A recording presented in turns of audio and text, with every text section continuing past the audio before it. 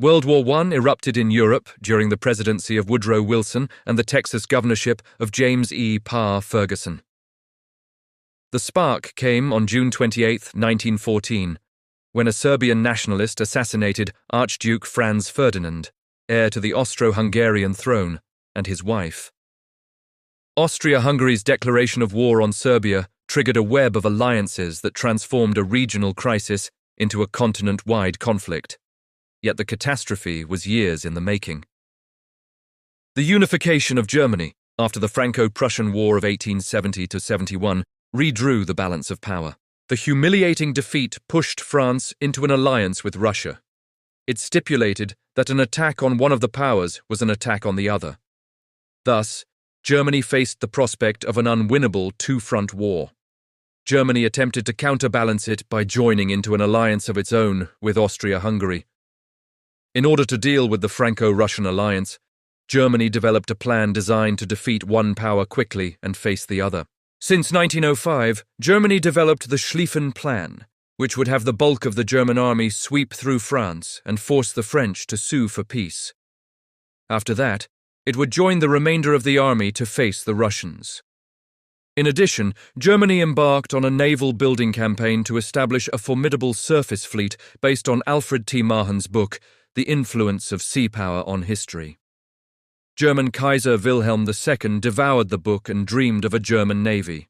The problem, though, was that British naval policy required that the Royal Navy be larger than the combined total of the second and third largest fleets.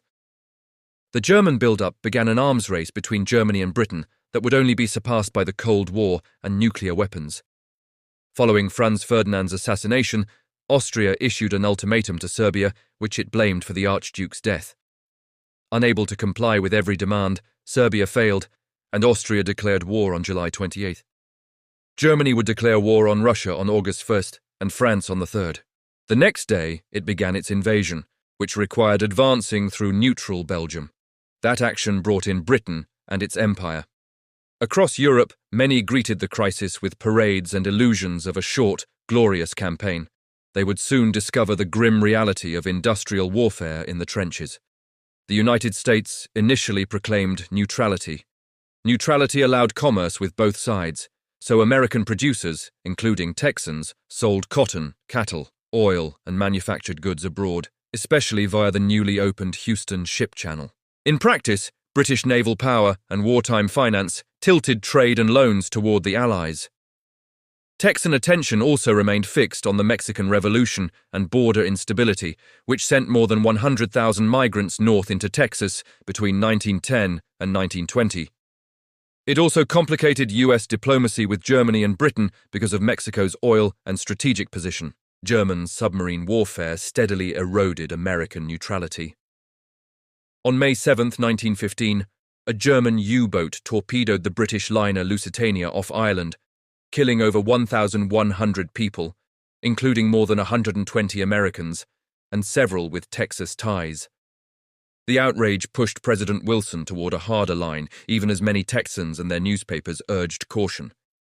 Meanwhile, Texan officials and citizens debated preparedness, staged patriotic parades, and built up National Guard forces during border crises, including the punitive expedition against Pancho Villa, experiences that gave Texas officers and units valuable training.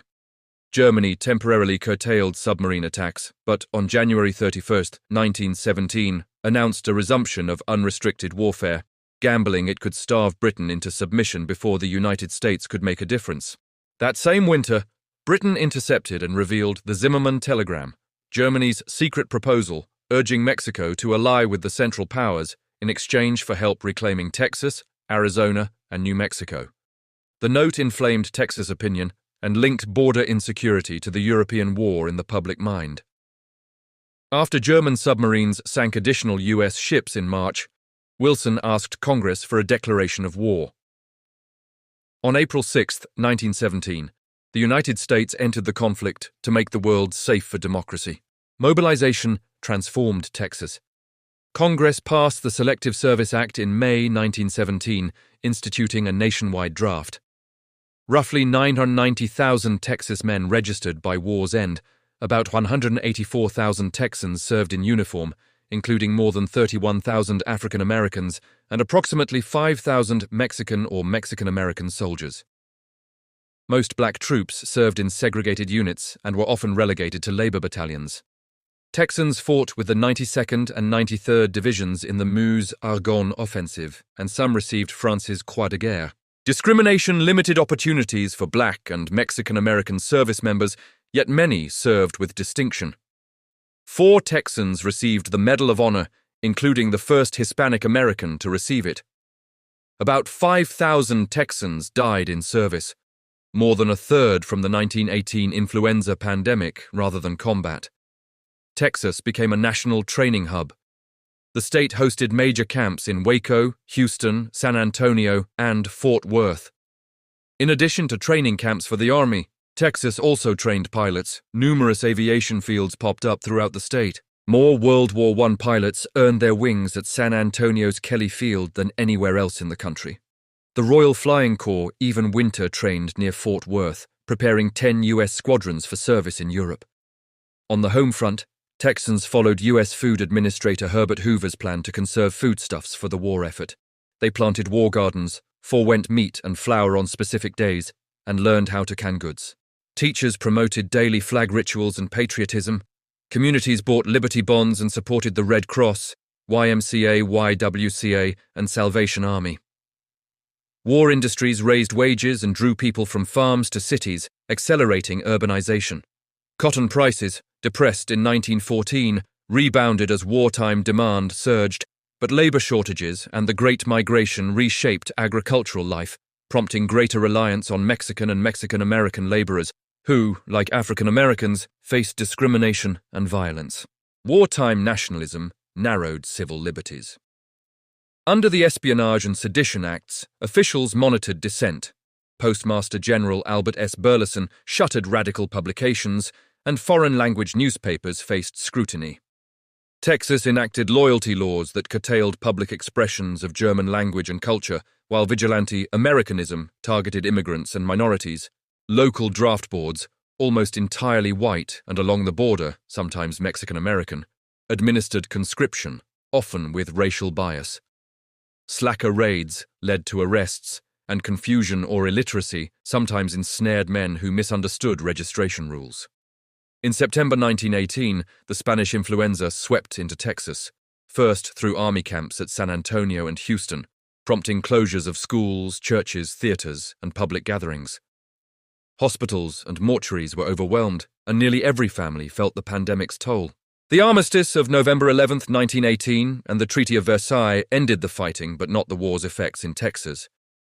Military installations remained central to the state's economy and identity. Wartime mobilization accelerated urban growth, strengthened the temperance movement, and fueled women's political activism. Texas adopted primary suffrage for women and, with the nation, ratified the 19th Amendment, even as racial discrimination continued to block full participation for African Americans and many Mexican Americans. The promise to make the world safe for democracy coexisted with rising nativism, restrictive immigration measures, the resurgence of the Ku Klux Klan, and the violence of the Red Summer of 1919. Farmers, encouraged to plant every acre during the war, were hammered by post-war price collapses once European agriculture revived. In sum, World War I pulled Texas from neutrality and border vigilance into global conflict and mass mobilization.